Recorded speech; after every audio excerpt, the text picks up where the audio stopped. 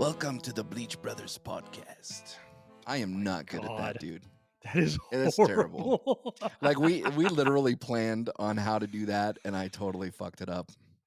The worst part is I was like, I don't think I can do it B word, and I'm good at impressions usually, and I should have done it instead. But I decided to throw you the reins tonight. I mean, it's part of Well, your like because like you're Italian, right? yeah, dude. Like most of my family's actually well, most of the blood in my body's Italian. Let's put it that way. But yeah, no, I thought I would be able to do a better Godfather impression than that, and that was pretty pathetic, dude. I apologize. You got to isn't it? You got to stuff cotton balls in your mouth, and then get a little drunk and Oh, dude, a oh little bit of man, Vino would have probably helped, but yeah, I'm sitting here sucking down a bottle of water, so we're we're good. here. Oh, I'm drinking a Bud Zero. Hey, there you go. Bud Zero is better than Anyway. my water. That is true, even though it is banana water. I'll say that. So, okay, so let's just move on from your terrible rendition. So, I want to know. So, you said most of the blood in your body is Italian. Now, have you had a transfusion? Like, what the hell does that mean? Like, do you know you're Italian or Oh yeah, no, I know I'm Italian. okay? So body your lineage is basically in percentages, and on my dad's side, my grandma's 100% Italian. So her Okay, her mom and her dad are from Italy. All of their families from Italy. And it's northern Italy, right around Tuscany area. Um, but yeah, so everybody else is kind of Heinz 57 in the family, but that's a lineage that you can trace. So I'm predominantly Italian. I guess you would say Italian, and I have pretty traditional Native American in me. I'm about an eighth Native American, and then a little bit of Spanish, probably quarter really? Spanish somewhere in there. I see. You to me, you just look pasty. I did Oh, not dude, know you were Italian and Indian and Mexican. I when see. I If was I would when have I guessed, hey, Mexican and Spanish are two different things, bro. But actually, sorry, my speaking of bad. that, my aunt actually said that we're Mexican, so I'd like to do a blood test just to find out, so I could, say I'm Mexican. You're like Mexican, like Louis C.K., right? Like pasty and red. Yeah, See, sure. if I guessed, so like on my first, my wife's almost 100% Italian. Okay, Okay. and I guessed her lineages. So like if I would look at you, I would say probably like Irish, maybe Oh, you wouldn't Scottish, like say that. like the cream out of the Oreo cookie? No, like I thought like you were like I those were I thought you would say yeah because your dad reminds me of Tony Soprano. I'll tell you that when I So hung out yeah, with him. as my dad's gotten older, he looks more Italian. So Right, when that's what he I mean. was younger, he looked Native American. Yes, and I remember eating pizza with him, annoying him, talking about nematodes in Carson City, and your dad just looking at me like Tony Soprano, like biting his lip, just wanting to shoot me in the Uh huh. face. I think, and that's when I realized, yeah, Brian, okay, I can see it now. You are Italian when your dad wants to kill me. Yeah. Um, You know that new I guess it's a prequel movie of The Sopranos that's coming out. I forget what it's called, but no, I have you didn't seen the know that. preview for that? No, So it's basically Tony Soprano when he's a kid, and it's okay. as he's becoming a mobster. Dude, looking at kids' photos of my dad and looking at the actor who plays Tony Soprano, which I think is so. Who was Tony Soprano? Who's the actor Jason that played him? D'Onofrio. Jason D'Onofrio, Jason?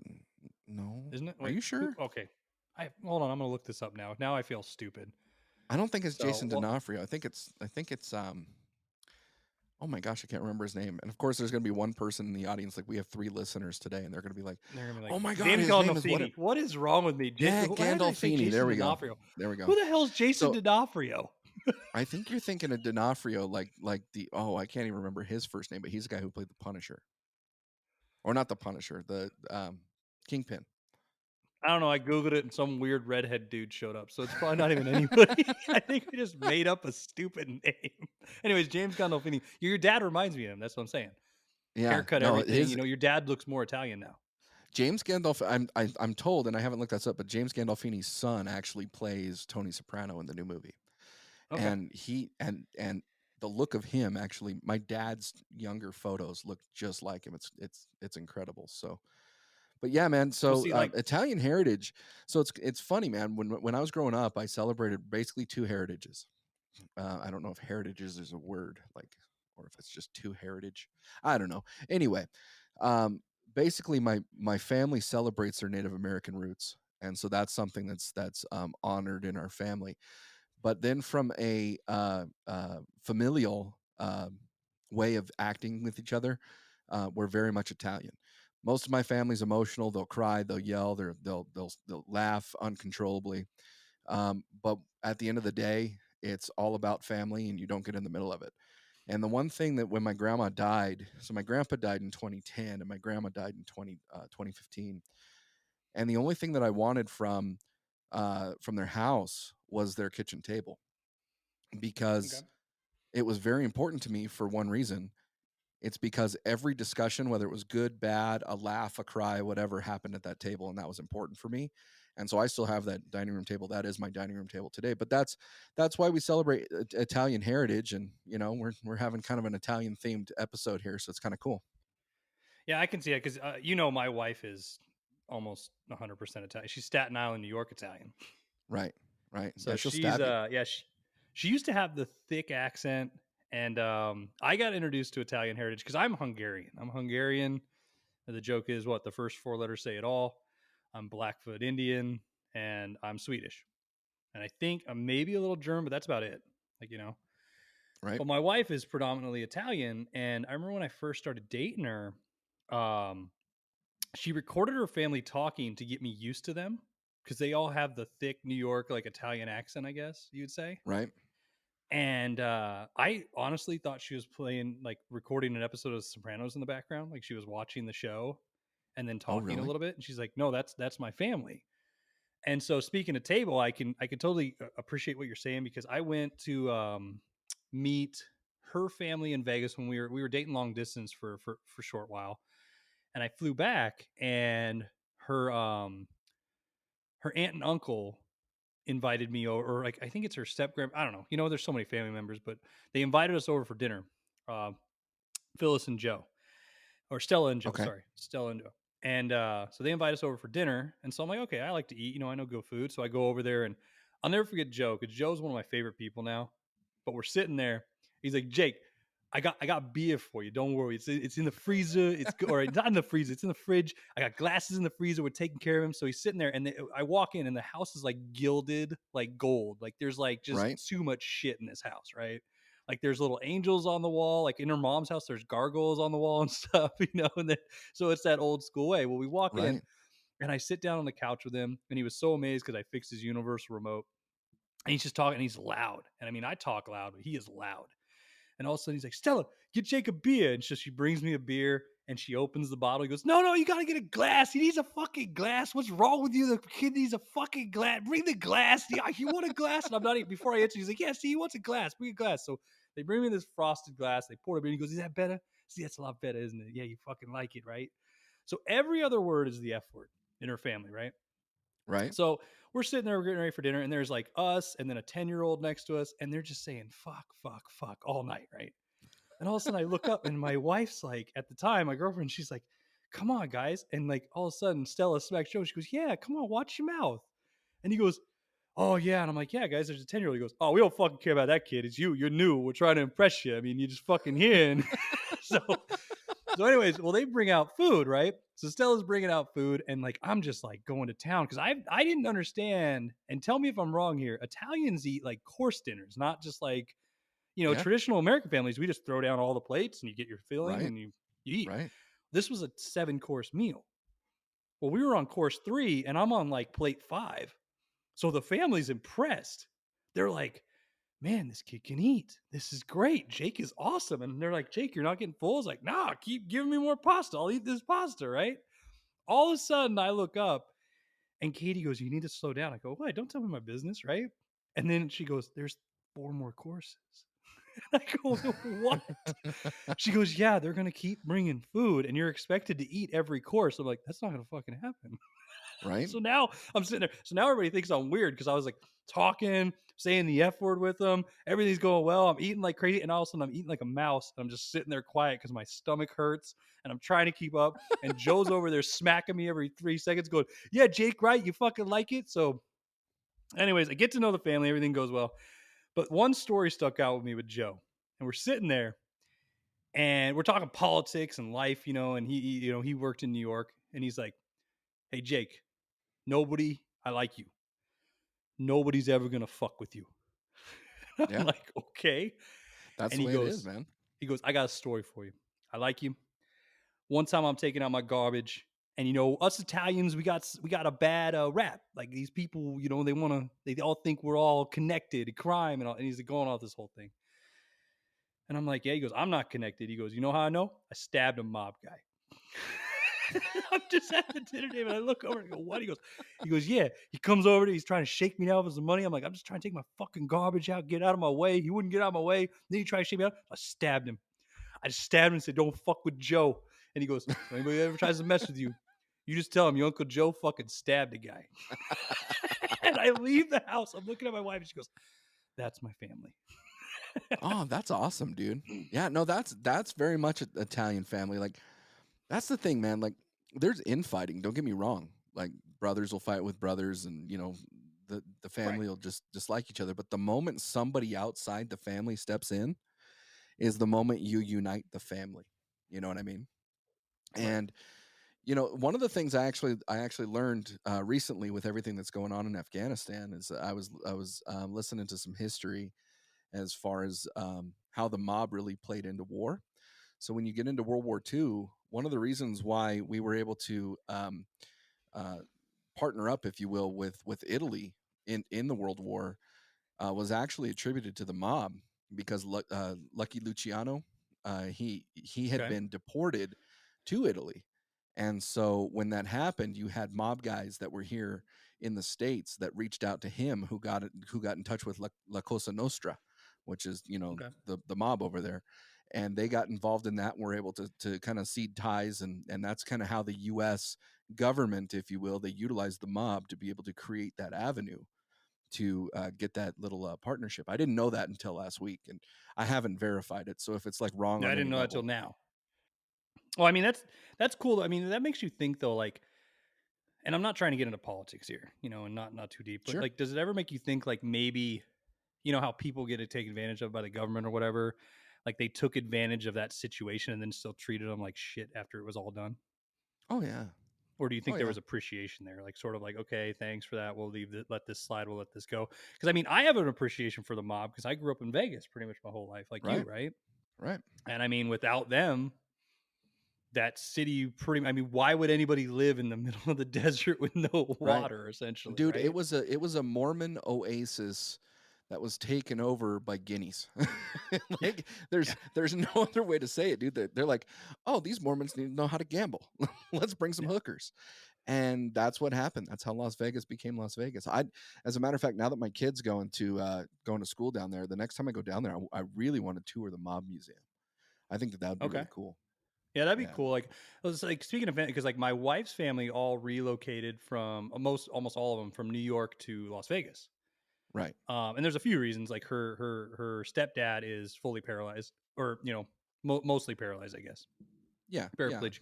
And you've met him, great guy, Frank. I love Oh, he's Frank. fantastic. Oh, dude, he's so funny. He's an awesome I got a dude. Frank story if you got a second for it. Then Yeah, let's do it, man. okay, so Frank and Frank's got that same accent, and Frank every other word is like the fucking F word too, just him. Oh yeah. So I But what real quick, man, yeah it's not fuck. Like, I mean, most yeah of the time it's fuck, but a lot of time it's fug, like FUG, right? Because okay, the accents, like it's like fug, fug, fuck you, yeah, fuck you. fug you. So it's really not like it's weird, dude, like how they pronounce it. But anyway, go ahead. So like, well, because like you've met my wife too. She's more quiet and like the nicest person in the world, right? So it's like Yeah, funny, like even when my family met her family, it's like it's not that they're bad people because you know they're loud and fun like our family and we all get along. But it's like my wife comes from that, and you'd think my wife would have a terrible mouth and like all that. So we go over there, and her mom and Frank are sitting there, and all of a sudden, you know, I'm helping Frank around the yard because whenever I go back, I try to help him out, like you know, gardening or whatever he right, needs a little bit. And so all of a sudden, I go out back, and he's got this giant dog bowl. I mean, he's got two dog bowls, a water and a food bowl, right? And I'm right, looking around, and I go up to my wife. I go, "Where's the dog?" She goes, "They don't have a dog." So I'm like, "All right." So I walk around to the front of the house to take the trash out. There's a big "Beware of Dog" sign, right? Now right, Frank also has like security cameras and like you know gates and stuff, and good for you know just protection, right? right. So I go in and we're all having dinner. I go, "Hey Frank, why the hell do you have a dog bowl?" He goes, "Fuck, man, look at me. I'm in a chair. If somebody breaks in this house, I'm fucked." He goes, "All they gotta do is tip me over and I'm fucking done."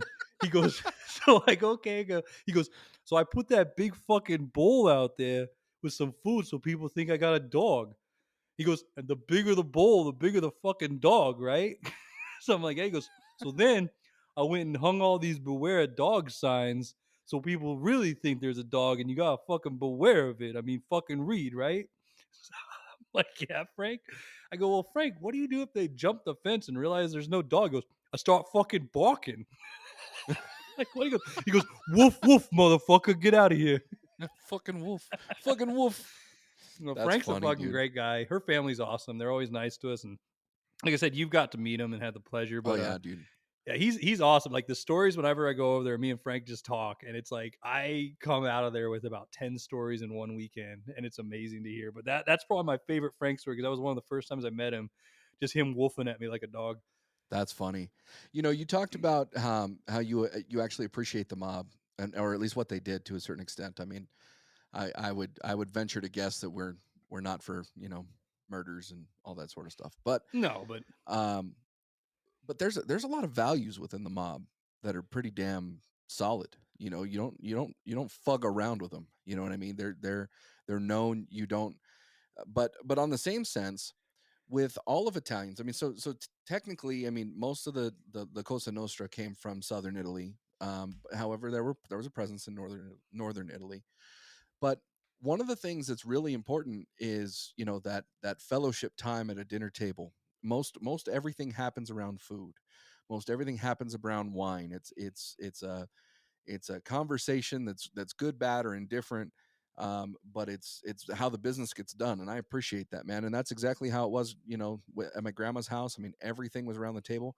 As a matter of fact, it was Thanksgiving one year, and of course, the mother figure is so important. The matriarch in Italian culture, and so here it is, Thanksgiving, and I'm probably 13 years old, 12 or 13 years old, and it was a now is good this it your was a good grandma that likes Thanksgiving. Troy Aikman's butt? Yes, same one, Okay, okay, cool. Just want to same make sure one, I got yeah. the right Nana. Oh yeah, and so we're sitting around the dinner table, and Kroger has a sister corporation or sister store, Smiths, Yeah. for those who might not have a Smiths near them. But anyway, they went and got all the Thanksgiving stuff at Smiths, and so we're sitting around the table and we're having a meal, talking about whatever we're talking about, and all of a sudden my grandpa he backs up from the dinner table, and he's got this tired look on his face because he'd eaten until he couldn't any longer, and he says, "That was a great bird, Ma. You just can't beat the meat at Smith's." And here I am, 13 years old, and I'm laughing my ass off, dude, because my grandpa said, "Beat the meat." It was so good, Dude, and I thank God they were so loving and stuff because, in other tables, I might have been in trouble, but that one, everybody just laughed. It was funny. see, that's why I like, I mean, that's why my appreciation of it too, though, because I'm a food guy, right? I'm a chef. I Yeah. enjoy congregating around the table. I think that's how you bring people together. But like going back to a point that you were saying, like, an appreciation for a lot of the values that the mob might have had. You take away the murdering and stuff. I mean, I feel that way about biker gangs and stuff like that too. I think Oh, yeah. there's there could be bad things around a good culture, if that Oh, makes yeah. sense. Of course. Like I stand for brotherhood and like fraternity and like I was in team sports. I think camaraderie is a great thing. I think you can do bad things with it, and just like anything, a baseball team can be just as bad as a gang. They can Right. go out and do stupid stuff, but I think the difference is though is the organization behind it and the end means that could cause it for a downfall. But I mean, Well, it's very just much a like communal aspect. I mean, it's for lack of a better word, it is I suppose from a business practice, it is a form of socialism because all of the wealth travels up. But but in a certain sense, it does give somebody a communal feeling or a familial feeling in a sense where somebody may be lost on the street. Their family may have kicked them out, or they might not even be alive. They may have been an orphan or whatever, and it's given them a sense of belonging and a sense of foundation. but do you feel like sometimes like and I could be wrong, like you're Italian, that some Italians sometimes like totally despise that side because of the connotations that can come Yeah. with it. Yeah. Yeah, but I think that's with any heritage. I think when you lump Hmm. somebody into a generic heritage, like Yeah, that's true. that's where people get upset. And it's not necessarily like you're doing it in a negative way, but like you're just saying, "Oh, because you're this, you must be this." Like, I Yeah, think it's a stereotypes exist for a stereotype. reason, right? Yeah. Yeah. Mhm. And so I think that that's the case. I mean, you look at what Hollywood's done with Italians in movies, and most of the movies are mob films. But how many movies do you see? Like, you look at My Big Fat Greek Wedding, right? That's Greek. It's people from Greece, and I think it portrayed that very well. If you've seen that movie, No. the intricacies of that. That's why I'm Um, staring at you right now. Like, sure, sure, B word. but Yeah. but I also think that there's other movies like, and this is probably a bad example, but like Selena with Jennifer Lopez, where they're showing the relationship between her and her father, and how that works in their culture. I mean, different cultures are portrayed different ways in movies, and I think that somewhat creates a stereotype. But I gotta admit, man, I'm a huge mob fan, like mob movie fan. You like Yeah, mobster movies, right? I do. It took me a long time. I mean, we've had this type of discussion on the show before, where it takes me a while sometimes to watch really great films, Right. and I think it's because I'm like, okay, it's not going anywhere. Apparently, it's great. I'm not gonna be disappointed, but I really want to enjoy it. Sure. Um, but yeah, I'm a big fan of mob films. Like, it's one of those genres I can always watch. But there's a few reasons though, and it's weird because one, they usually have a lot of the same type of storyline, and it's almost based on a true Hmm. story, right? Or it has Yeah. partially to do with the true story, which is what I Yeah. enjoy. I like true story movies, documentary stuff, and I also like things that can be based or even sort of portrayed like not that this is an example of that, but like Inglorious Bastards, right? Right. By Quentin Tarantino is loosely based on some partial truths of reality, but like different. Like even, Right. so I enjoy that. But the other thing is they use a lot of the same actors. And it's because they do a good job, right? But Yeah. they're portrayed in a certain way. You're like, yep, that's a guy like typecasting. And I know people might be like, well, yeah, it's unfair that they always put the same people in it. Yeah, but then again, that's how we are with superhero movies too. We always get the same sort of looking dudes that come Hmm. in there that can play Batman, right? Yeah. Um, Unless you're and so Clooney. I think but they just they're written well. I enjoy this type of storyline. So I mean, if you had to pick top 5 mafia mob movies, do you want me to go first? I can name mine, or do you want Yeah, to? and I'm more interested in yours, to be honest with you, because we talked a little bit before we hit the record button here, that you actually have a top 5 in order, Right. whereas I have a top 5 that I don't know that I can put it in order. So Okay. why don't you list out your top 5 and then give me the reasons why? I'm gonna go from bottom first. Okay. So 5 would be Casino. Okay. Um, Acting superb. It deals with Vegas. It was one of those, like, those movies like when you were because we were young when this movie came out. And it was one of those movies Mhm. my dad was very excited to watch.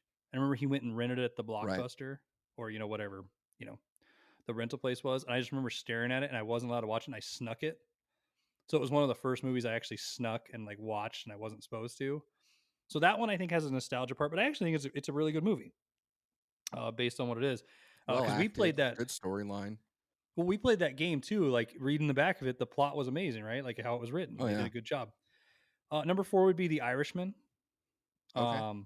It's one of those movies, it's not higher because it's so long, and not that I have a problem with really long films, but there was so much in it that I think was like, okay, it sort of felt like Scorsese was making it long on purpose. Like, this is sort of a fuck you to Hollywood. Like, I'm gonna make this as long as I want. I'm gonna do whatever the fuck I want here.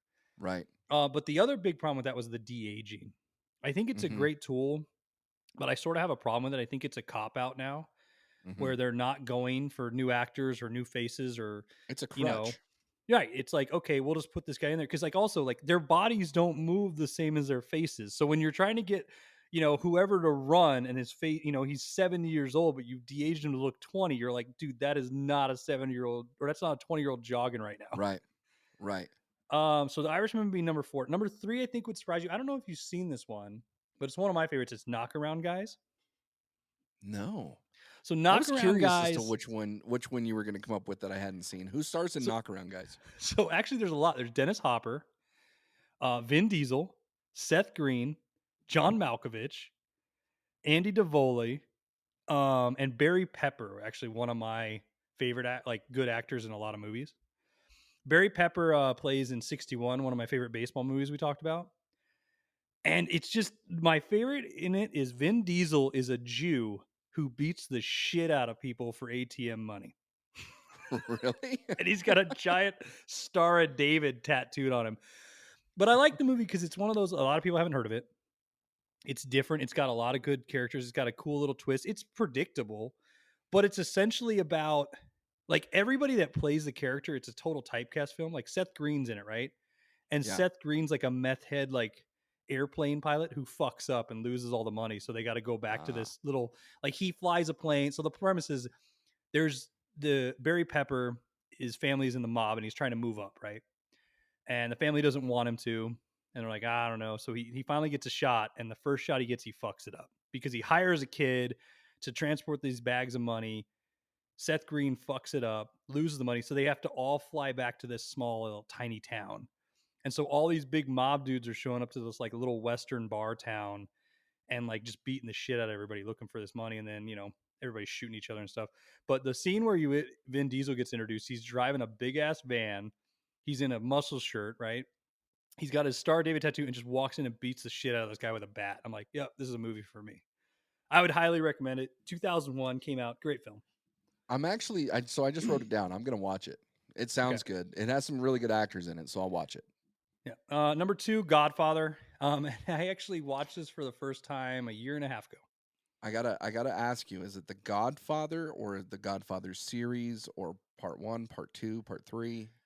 Part one over. I mean, I know everybody says part two is better. Okay. To me, it's part one just because it's one. It took me so long to watch the fucking things, right? Okay. Two, I just had an appreciation for the film, like the original, like the Right. horse head scene, stuff like that. And so Yeah. I like Godfather 1 more than Godfather 2. So it took Um, you a while to watch it, and we had actually had arguments mhm, about this movie from me telling you that you needed to watch it, and you finally watched it. You said a year and a half ago. yeah. Oh, I I'm sat so thankful down, you watched it. had a glass of whiskey, a cigar, no joke. I actually watched this film in its entirety, no interruptions, by myself. Because you were like the fifth friend yelling at me about this. I have another good friend, Travis Demers, up here, radio host, and he's from New York, and he gives me hell for not watching that movie. So yeah, it's up there. I mean, and I feel like a cop out putting it high, but I mean, it is a good film, and it's a good film for a reason. I'm because you know me with lists, I don't just put a movie up there because it's like number one, right? Right. I put it up there because it's actually a good film. Number one for me is Goodfellas. Okay. Everything about it enjoyable. I like that it sort of breaks the fourth wall a bit too. With Yeah. is it Frank Coppola or what's the guy? No, who's the main? Rick Liotta? Liotta? Ray Liotta. Ray Liotta. Sorry, I really am Yeah. fucking up names tonight. Shoeless Joe Jackson. Yep. No, how he breaks the fourth wall and sort of talks like, like the narration and all that. I like that. Yeah. I actually this was another film I didn't see until me and my wife first started dating. So I saw this movie for the first time about, maybe 8 years ago. Wow. Um, because you know how we do our movie night. She's like, "Oh, you've Yeah. seen this movie, so I'm not going to pick it." I was like, "I've never seen Goodfellas." She goes, "How the fuck have you not seen Goodfellas?" I was like, "I just never have." And I'm so happy I have because that's probably my favorite mob movie of all time. But what do you got? So, like I said, man, I don't have my top five is interchangeable. I don't know that I can say that one movie is better than the other. But if you're going to force me to try to do a top five, um, I'm going to get close. Okay. So my number five would be Donnie Brasco, which is with Johnny Depp and Al Pacino. It's based on a true story about an FBI agent who infiltrates the mob. It's actually one of the ways that they actually create or took down the mob, and they meaning the federal government. And I just really liked the movie. I thought that the bond between Johnny Depp and Al Pacino was really, really good in the movie. One of my favorite actors is Michael Madsen, and I think that he's just really good in a lot of movies, even Free Willy. But here's the thing: he was a great actor in Donnie Brasco. I thought he was incredible. Um, American Gangster with Denzel Washington. I like that one a lot. Have you seen that one? I have, and see, to me, I consider it a gangster movie. I consider it a mob movie, and that's another thing. So like, some of them are gangster and some of them are mob movies, right? Right, right. I mean, And see how do this you define the difference, B word? Well, I think the difference is probably, if you look at, so like you and I are a fan of podcasts, obviously, right? And Right. recently, a couple months back, maybe, Quentin Tarantino was on the Joe Rogan podcast, and I know I that you and listened to I that one, yeah. both listened to that. And one of the things that they had talked about is how Tarantino created his own movie genre. Yeah. It's like a subgenre of crime films. And so I think that you can say, okay, there's crime films as a genre, right? And then there's a Mhm. subgenre of mafia movies. But And see, okay, go ahead. and then there's also a subgenre of gang films. I mean, you can go that direction too. I guess my problem with it is, B word, American Gangster is a great film. It's a gangster movie, not a mob movie. That's my difference here. Is the Except for they are see, we think of the mob as being Italian alone. Like there's mafia movies that don't involve Italians. I mean, there's the Irish mafia, there's I don't know what they were called, if they were the black mafia or whatever, but there's black mafia movies. There's different mob films. I mean, you look at Scarface, which probably could be a crime movie, if you want to call it that. But I mean, that's a mob movie right there. Yeah, I guess I mean, I see the point, I just don't differentiate it that way. I look at it more like these are gangster movies, these are mob movies. Because like, when I was looking up, because like, we Google things when we're looking at stuff, because you still need to backtrack and like, have some knowledge of it. And the funny thing Right. was, I kept typing in top mob movies, and every movie, or it kept giving me lists of gangster movies. And so I'm one of those people, I guess I look at it in the light of, I was actually looking for actual mafia films compared to Like La gangster Cosa movies, and the Nostra difference. films, Yes, basically. exactly. So Yeah, you wanted to get more specific. See, I I got think the specific. I think the reason why I consider American Gangster as a mafia film, so number one, it's based on a true story, Right. and number two, it actually took business away from the mafia. So So they're his involved still, his yeah. his heroin business took business away from the quote unquote La Cosa Nostra, you know, Mhm, businesses. So he was a competitor, a direct competitor, or at least that their segment of people, as far as their gang or their mob or whatever you want to call it, was a detractor of the mafia. So that's why I include American Gangster there. Now I'm very happy okay, you chose The Godfather. However, I prefer The Godfather Part 2. And the reason why I okay, prefer The Godfather Part 2, you had talked about the Irishman and the de-aging process. And yes, um, I love the fact that the technology wasn't done back there. So you had Robert De Niro mhm, as the younger Don, and I thought that that was really really good. And plus, I thought that it was a better evolution of Michael Corleone's character. So I thought that Al Pacino was able to use more range in that one than he was in The Godfather. I thought The Godfather. By the way, The Godfather is one of my favorite movies of all time. So don't get me wrong there. But I thought The Godfather was a little rushed. It skipped time a little bit, and mhm. so I think it was better in The Godfather Part Two. Longer movie, slower paced movie, slower burn, but I really like that one. So that one I would probably put as my number three if I'm forced to. Number two is Casino. Same reason Okay. you're talking about, nostalgic. It's close enough to where we grew up. Great actors, great storyline, great director.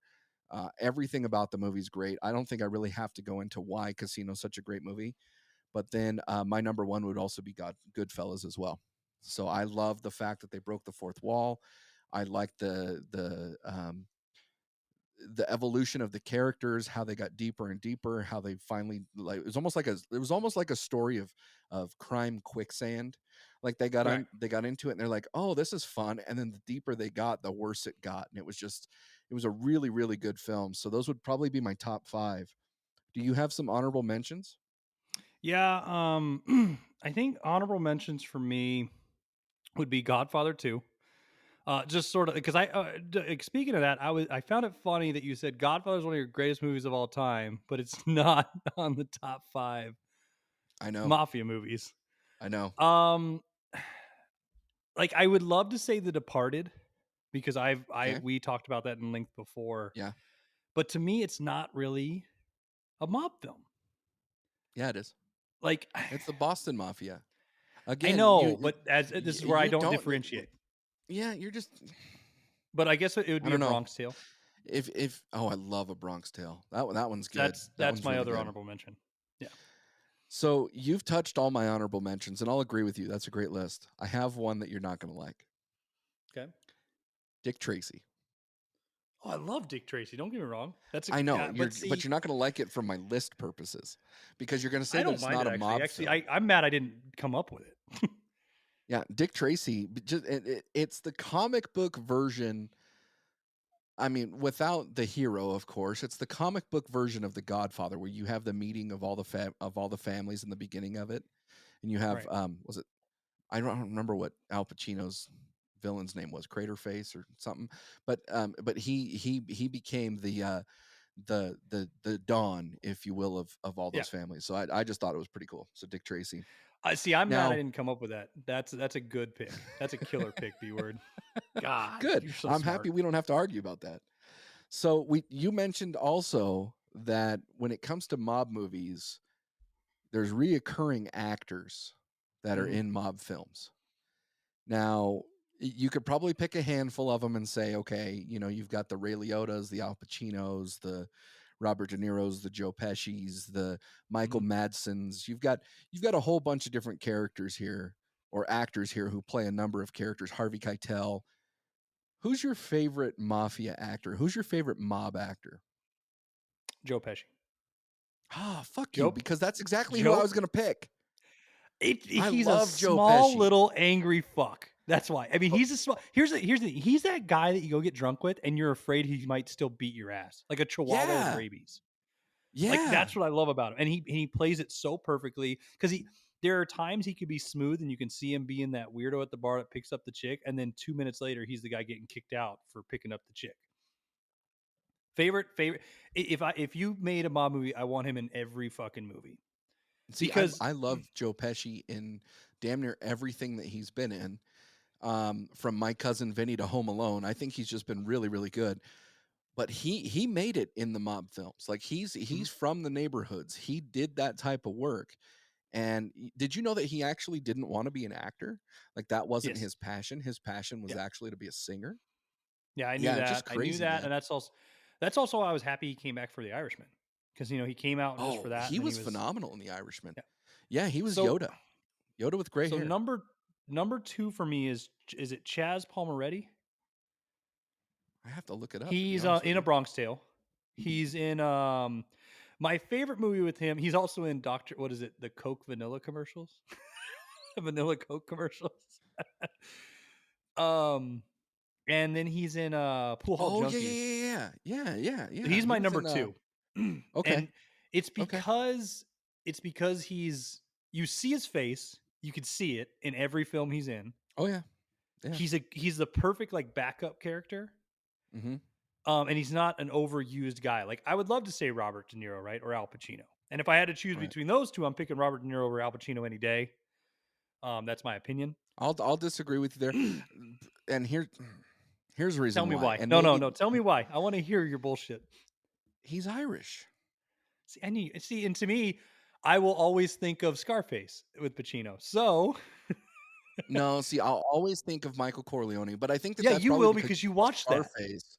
Yeah, you saw Scarface before that, but even if you look at, like, Carlito's Way or, some different movies like that, I think that Pacino is a much better, mob actor, and just for clarification, it's Chaz Palminteri, Sorry. and he's a great actor, dude. I like I him a lot. fucked up every That name tonight. Let's just be I honest know. with ourselves. I know.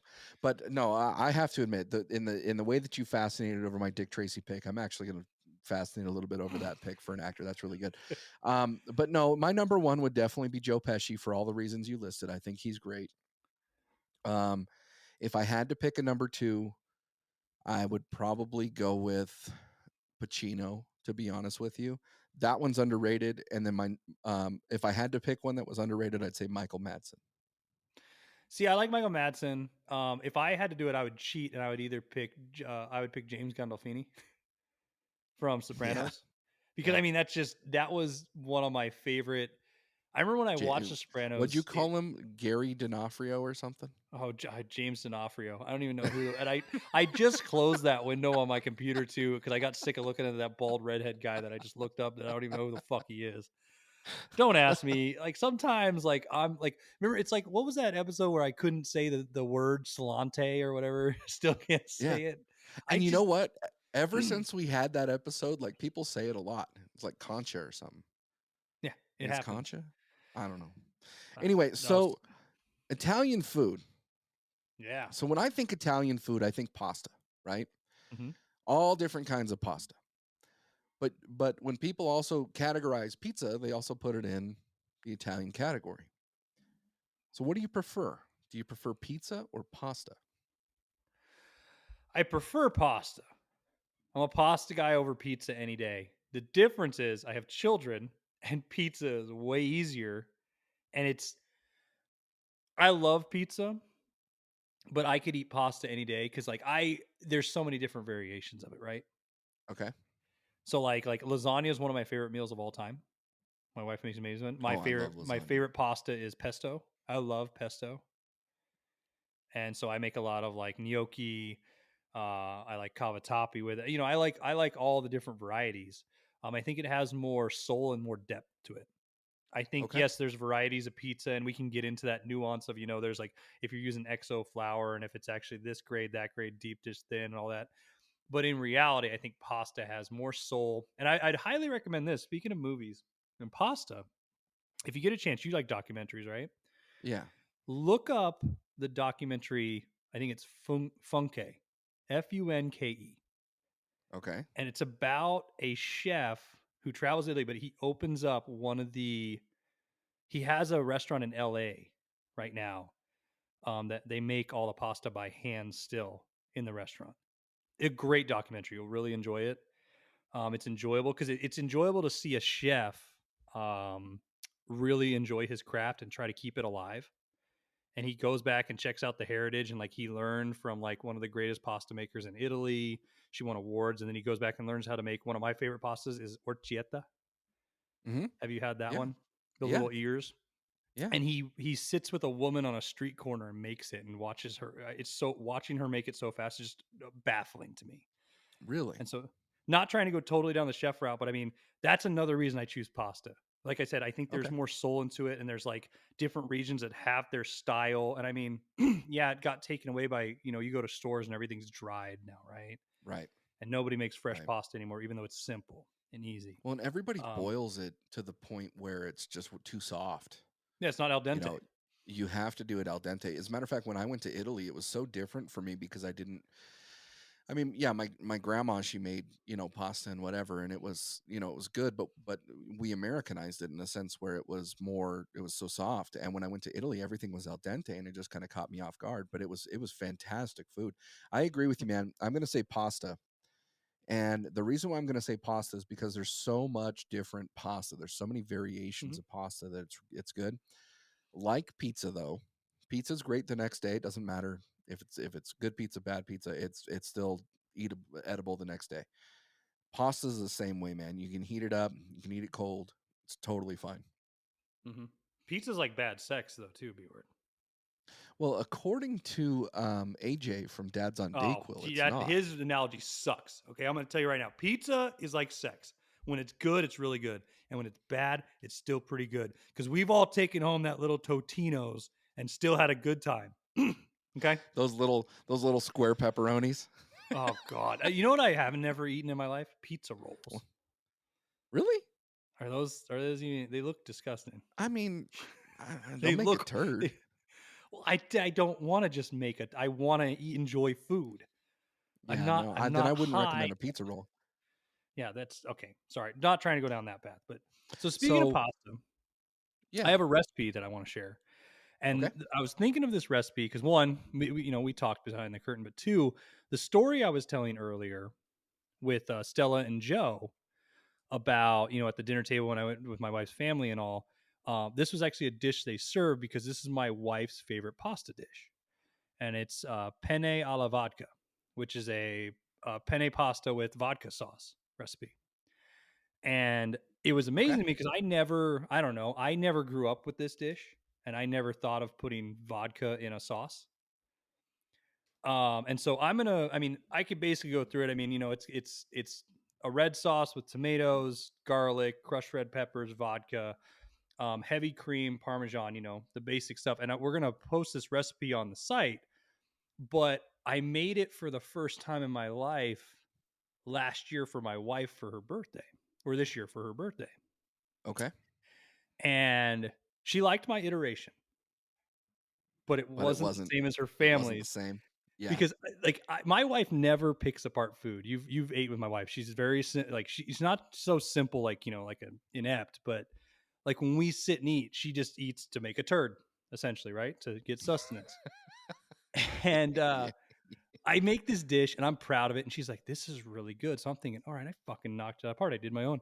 She goes, "Yeah, but it doesn't have the little pancetta that's been like, you didn't cook pancetta and then put it in the sauce." I was like, "Oh no, no, I didn't. That doesn't know my." She goes, "And you didn't make peas and put them in it." I'm like, "Oh, I don't like peas in my pasta." And then I would sit there going, "This isn't as good. This isn't that good." Like she's just fucking with me. But no, She's thankful that you recipe, tried. yeah, I mean, it. I will say I did a good job of the dish, for especially for my first time making it. Everybody enjoyed it; they thought it was amazing. But I also understood that it was not the same that she grew up with. It's like the dish I tell chefs all the time: don't try to do a meatloaf on your recipe because yours will never beat my mom's. Right. And that's how I feel with my wife's family with a lot of pasta dishes, because they have the traditional ways and they do it. Yeah. But yeah, I want to post the recipe. I'm going to post mine. Okay. I hope people try it. I hope you try it too, B Word. It's actually very simple. It's nice. Okay. And like I said, I'm it not was gonna put amazing to peas me in it because though. no, no, but I don't know if you. I don't put peas on my. There, it's not even in the recipe. But have you ever had vodka sauce? Yeah. Do you like it? I prefer yes, yes I do, but I prefer different sauces. What's your favorite sauce? Oh man. I think if I I think if you have a really good Alfredo, and I'm not talking like Alfredo out of the jar. And I don't want to sound simple here, but Not just a a basic really good bechamel. Alfredo sauce is really good. See, I am not an Alfredo fan. No? I am not an out. No, it's just I'm not a thick and creamy type sauce guy. I'm just not. Even in culinary school when they would have us teach it, that was just not a mother. That they're listed as the mother sauces. That's one of them, Mhm. Right. bechamel, and I'm not a fan. As I said earlier, I like pesto. I'm a simple black pepper and olive oil because See, that's good too. I buy Yeah. really good olive oil, and I Mhm. learned that a long time ago. Like that makes a difference. And there's Mhm. actually, if we got time for this, a little story about that. Mhm. When I was in culinary school, there was a class called garde manger, which is like, essentially cold station salads, stuff like that, appetizers. And the first day I get there, it was a 6 a.m. course. So we show up in our chef's jackets, everything. There's about 20 of us. And we walk in, and there's just a table of vinegars and oils. And we had nothing to eat yet because at culinary school, it's food, right? You'd usually go in, you'd make yourself breakfast, do class and everything. Right. And the chef walks in and goes, "Okay, everybody, grab your spoons. And you're going to be tasting oils and vinegars for the next 2 hours." Now we're all starving. We Mhm. want coffee, we want eggs and all that. And instead, for 2 hours, we drank balsamic vinegar and oil. And I learned a lot that day. I'll bet. And I learned that cheap oil I nicknamed a towel tin because Okay. it tastes like the tin can it comes out of. Because a Yeah. lot of restaurants buy, and that's the sad thing is we in America treat oil like it's like commodity. We just don't care. Like we just Right. throw it away as soon as we're done. And over there, that was another thing you probably noticed. They use really Mhm. high quality, and that's like when you go to the store. And I mean, it sucks because you see it. You'll see like, how the hell is olive oil cost $40 a bottle? Yeah. I'll challenge you. Try one time, and you Yeah. will be amazed. And so I love like tortellinis just tossed in olive oil with cracked pepper and parmesan, No, or that actually pecorino sounds really romano. good. It's one of Yeah. my favorite styles. So I like the lighter sauces. I like pesto green sauce, and then I like some. I really thought I was a big ragu guy until I had Mhm. wild boar Oh, ragu, and yeah. it Yeah. it didn't do as much for me, and so I was like, Yeah. not my favorite. Yeah. I'd rather have a meat because my lasagnas I don't like meat in them. I like straight cheese and Really? red sauce. Yeah, My Really? mama made it that way, and that's how I enjoy it. I'm not a meat lasagna guy. I'd rather Okay. have, I don't really eat spaghetti and meatballs until my wife made it, and it was amazing. I Um, had I used to love raviolis when I was younger. yeah. My great grandma used to she has a recipe, and actually my uncle has the recipe or something like an offshoot of the recipe, I guess, that was passed down. And when I was younger, it was really tasty. But then when I was older and I saw how it was being made, it was Mhm. it was being made with all the scraps and stuff you probably wouldn't really, choose to eat. I was like, oh, I don't know. And then the textures, like I'm a texture guy, so as soon as I started getting textures, I was like, man, I don't know. So I'm not really a big ravioli guy, but no, when it comes to pastas or like Italian dishes in general, I I will agree with you. After going to Italy and going to wineries and experiencing different wines from different years and just different collections, and then you've got the reserves and all of that sort of stuff. And I went to Italy not being a wine fan, and I Mhm. left with bottles of wine. Likewise, I was not an olive oil or an oil guy when I went to Italy, and I left with bottles of oil. I mean, it's you're right. We in America, we don't value it, but Mhm. it's pretty incredible. It's pretty incredible if you can get a good bottle of wine or a good bottle of olive oil or a good pasta sauce. I mean, the quality of the food overseas is so much better than here. Everything's processed here and everything's quick and made to order. Yep. Yeah, so I go into restaurants, and as we've talked before, I consult, and there's a company I work with named Cordo Oil, and they actually. So one thing that people confuse too is, they teach you on online recipes, right? Food Network and everything. Everybody cooks in olive oil, right? Because it's healthier. Well, Right. one thing that people don't know is it has a lower smoke temp. So Hmm. most people actually burn their olive oil, Really. and their food doesn't taste very well because they just most people want quick to order, right? So like I was actually talking to a chef buddy of mine. He came over, we were cooking together one time, and he cooks everything on high. I said, "Why?" He Oh, goes, "Well, I want the food done." And I'm like, "That's that's majority of people I meet cook things, they want it as fast as possible, as quick as possible, right?" right. Well, I work with this oil company, and they actually have higher temp grade, like higher grade olive oil that's meant for searing and stuff like that. And so that stuff is amazing because I think when you actually work with quality, it's like, oh, that does make a difference. Like, now, is it worth it all the time? No. Like, I have like four different bottles in my cabinet right now of balsamic vinegar, right? Hmm. One is used for finishing, one is used for cheap reductions, one is used for cheap dressings, the other one's used for, whatever else.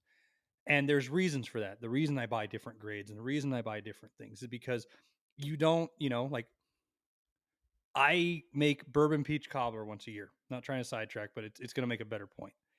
I have really nice bourbon. I'm not going to cook with the really nice bourbon. I'm going to cook with the cheap stuff because I'm going to burn Right. off the alcohol anyways, right? Same thing with oils and balsamic vinegars and stuff. And so I Table think that's wines. important. I mean, so you didn't, when you came back, you made a point about wine. I'll ask you two questions on it. One, what's your favorite wine? Kind of wine. And I'm not meaning Red. red or white. I mean, no, I meant Oh, like okay. the actual grade or type of Favorite wine. one, I'd probably have to go with a Zinfandel. Just because I'm here on the West Coast, it's pretty prominent over here, so that's probably more, one of the things. But I love a good Chianti. Okay. See, I'm a Syrah guy, and it depends if it's from I love the Syrah. the Côtes d'Aron region or Australia because they spell it Hmm. different too. That's my Hmm. favorite kind of wine, especially, I mean, all of them can be different, but it's usually the smokier stuff like that. Up here where I live, Pinot Noir is king because of the grape Pinot's variety good. and the weather. Hmm. I'm also a big Merlot fan, though. Yeah. I don't think it's as heavy as Cab. And I like my wines a little more ashy. I like them to stay in my mouth, almost like a chalk. Okay. And so I enjoy that part of it. If I was to pair a wine with the pasta recipe I did, actually, I think you'd be amazed. My favorite bottle of wine of all time is a $7 bottle at Trader Joe's, Really? and it's by Rabbit Ridge Winery in California. Okay. It's their Paso Robles, Oh, I and think I've heard of that.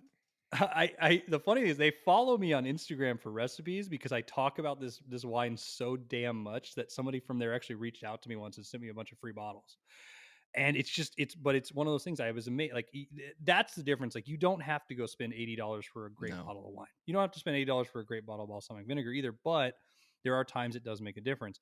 I Right? found this $7 bottle when me and my wife would just go buy wines at Trader Joe's. You know, you buy the bottle of wine for a night, and it's one of the ones I just fell in love with.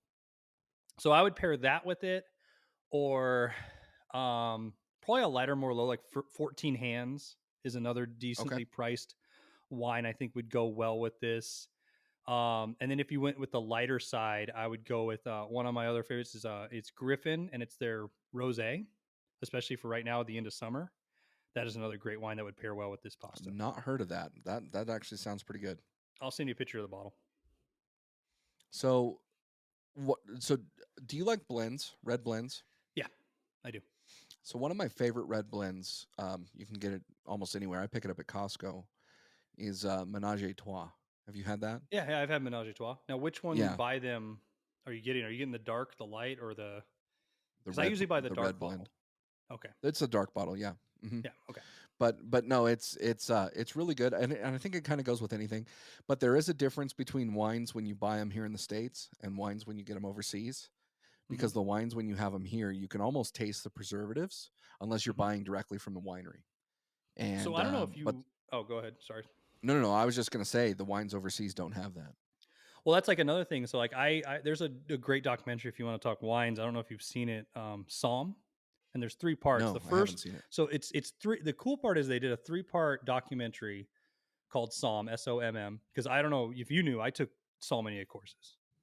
I I didn't know took that. 2 years. So I took 2 years of sommelier courses, and I don't claim to be like, oh, I know, but it did teach me a lot about wines. It taught me how, more etiquette and how to pair things better. And that was the main reason I did it. I wanted to be able to go into a restaurant and be able to know what to order, but also know what to, if I do a wine pairing. And the first series is based on people taking the sommelier course to be a master, which I didn't Yeah. know how low a percentage that is Hmm. of people that actually become masters. The second one was more about the continued journey with them and wines. And then the third one was them doing blind tests. And it was amazing to watch these guys sit there, not know anything, and say, oh, yeah, that's a 98 from this region. Wow. This is the brand. They knew every little, and you're looking, I'm going, how the hell do you know every little detail? And then I'm like, that's why you're a master, right? And they That's nailed great. almost every single wine of every year. And I understand every year can be different, but I've never looked at that way. But also I realized like how much wine they drink. And I mean, they spit a lot of the wine, but that's a Right. lot. Like that's their Yeah. whole life. That's they're dedicated to. But I I had a further appreciation for wine and how people make it and stuff based after that, and also living where I live, Sure. because I live in a region near a lot of wineries, and Yeah. going and visiting them and being in their wine clubs and stuff taught Hmm. me a lot. I So do too. I live right outside of Lake Tahoe, and right now El Dorado County's on fire, and that's pretty sad, man, because there's quite a bit of wineries over there, and just in general, it's just sad. Anyway, but good episode, man. I yeah, it was like the fun, whole dude. Italian theme, even though I kind of fucked up in a couple places. I just can't tell them what I. Yeah, fuck it, I'm not Don't doing that. And don't stick. He's pulling me back in, guys. He's pulling me back in with that bullshit accent. Exactly, exactly. Well, we just wanted to take a moment to thank everybody who's paying attention to the podcast. We've got some cool things coming soon. Make sure that you keep in touch with us on our socials at Bleach Bros Pod or at Bleach Bros Podcast. And with that, Jake, what do you got for us? Thanks for all the dirty talk, and come back and get sanitized.